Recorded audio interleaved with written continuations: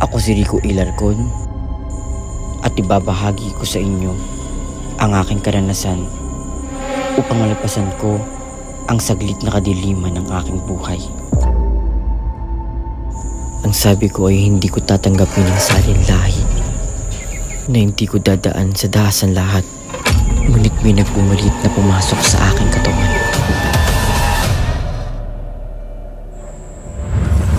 Magmula nang nakilala ko sila, ang aking madilim na mundo ay tila nag-iba. But I want you to become a politician para susunod ka sa yapak ng namayapang lolo mo. Ngunit hindi lahat ay nagustuhan ng aking pagdating. Ito si Epifanio Alarcon. Ito ang tatay niya. Nagbabatay ng isang minor de edad. Tignan nyo, tignan nyo, tignan nyo. Alam mo, kung ayaw mo sa akin bilang kaibigan, huwag mo na akong idamay sa issues ng pamilya ko. Pwede ba? Be, alam mo ba, I have something for you. May pagkakaibigan ting nawasak nang dahil sa akin. Mas pinili ko na lamang ang aking sarili kaysa mawalan ng dalawang kaibigan. Ano to? Basta. Magkaibigan tayo, pero ba't ganito? Alam mo?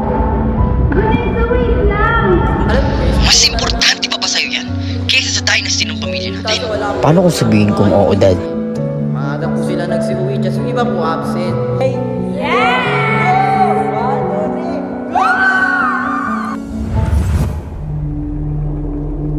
Tignan niyo yun. Let's play the game.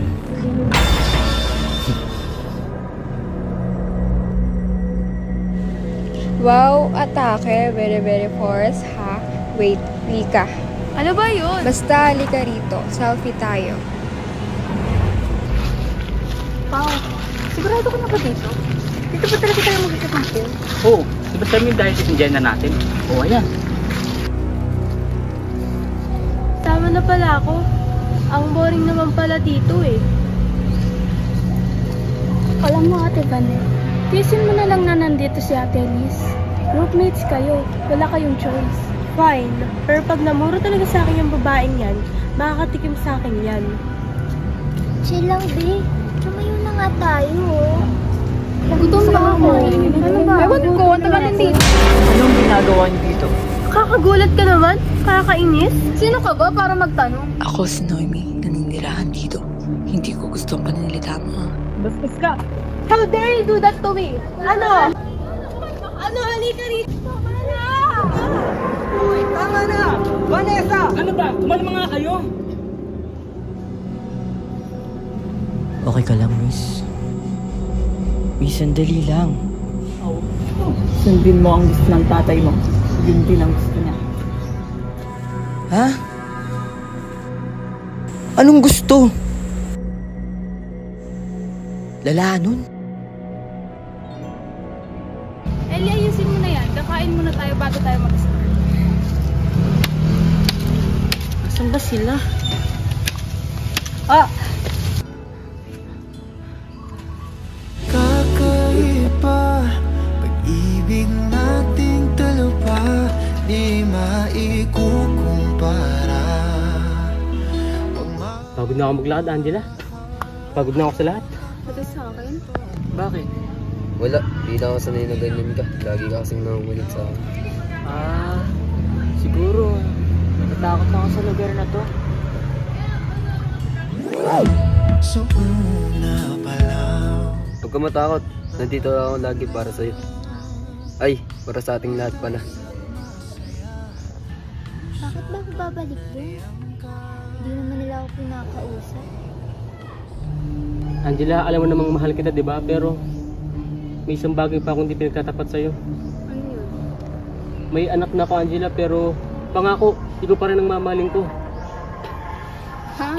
Naririnig mo ba yung sinasabi mo?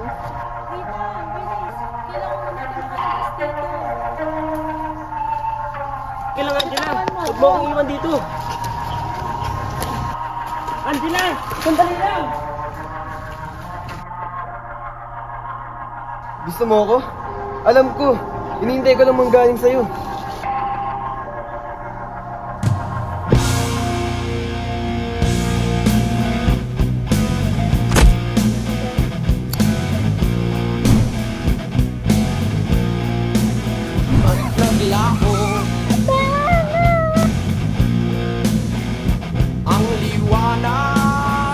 rin kita eh.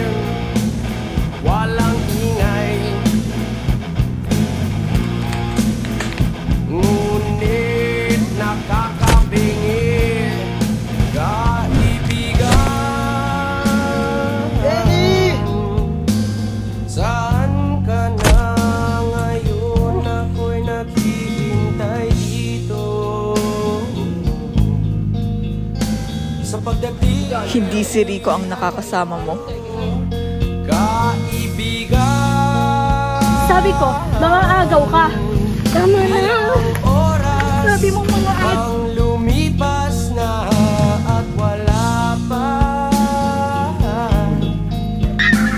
ang anino ninyo lamang, kaibigan.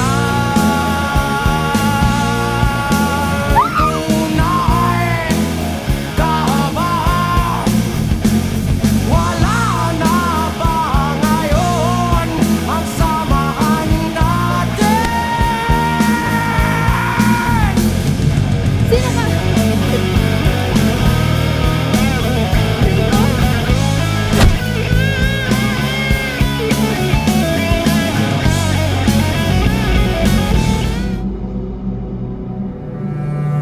Ikaw, tumigil ka na.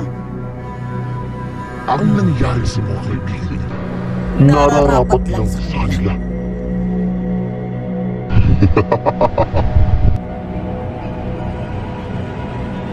Tulungan mo ako, te.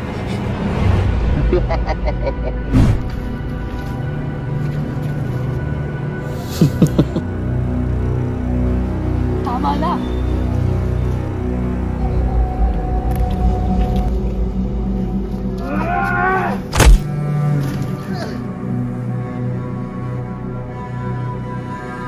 Hindi pa siya patay. Umalis lang ang ibang tao sa katawan niya.